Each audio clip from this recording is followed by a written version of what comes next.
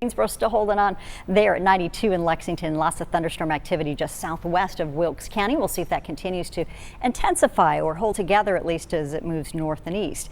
Feeling like the upper 90s at this hour to lower 100s. That will be a factor in the forecast. The high heat, the high humidity stays with us and may actually ramp up toward middle of the week. Showers right now are limited to the north and west, but we have a risk of isolated severe storms that might come into play for Lexington, Winston-Salem, as well as Mocksville. Damaging wind risk is the main concern tonight. Flash flooding risk and just heavy rain from these storms. Lots of moisture being pumped in from the Atlantic as well as the south and coming in from the Gulf. So we've got 1 to almost 1.5 inches in a few spots here. You see between Jefferson as we go into southern sections of Ashe and near western Wilkes County, southern Allegheny. You've already had some good rainfall in the last 48 hours. You can see in the last couple of days through Yadkinville as well. The last 5 days, though, really shows the picture of who's had the most rain, and that's for folks up in the mountains from Allegheny County, Sparta area, Galax, Fancy Gap, and through Mount Airy. Then we go south and east, and we've had some good rounds of rain in Randolph County and areas of Alamance County the last couple of days. But this pocket right here, this is really still the stretch that we're worried about needing more rain, and then these are the 2 areas that we'll watch for possibilities of any more heavy rain causing some localized flooding. The drought monitor showing you how we line up with the drier patches that we've seen in the last week or two.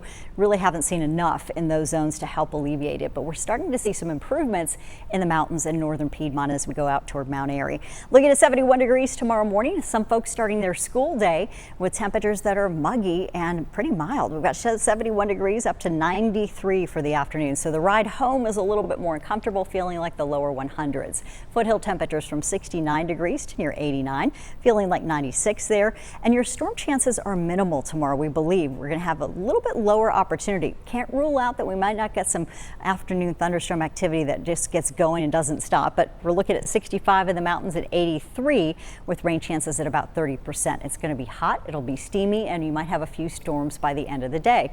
Now those are also going to produce some good heavy downpours if we can get them going.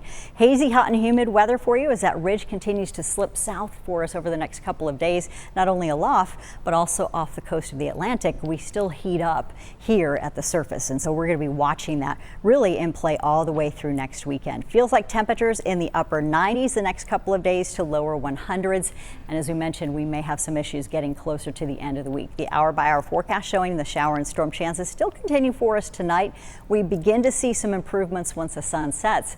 It's that in the afternoons we have that risk of severe weather. This happens on Tuesday for us, a marginal risk, along with a slight risk for folks in the mountains. So we'll be keeping you posted on that. For now, we're talking about the heat continuing to build, and all of that heat is really ramping up as we head into Thursday. Could be at the major category, maybe some reprieve on Friday if we can get some storm chances going there. Tracking the tropics for you too. We've talked about these 2 different systems. The best opportunity is this one that has not yet formed or come off the coast of Western Africa near Senegal and Guinea. We're going to be watching for that, and there is about a 50% chance it could become Cristobal in the next couple of days. The other one, unlikely that it's going to become anything at all. 93 degrees on your Monday, an impact day for us on Tuesday thanks to severe weather. High humidity, that's the story much of the week, making us feel like the lower 100s. You're watching WXII 12. And now, the Modern Automotive Sports Report. It was back to the grind for the Carolina Panthers. The team practiced this morning for the first time since that thrilling last-second win in Thursday night's preseason Hall of Fame game. The win was nice, but it did come with a bit of a cost.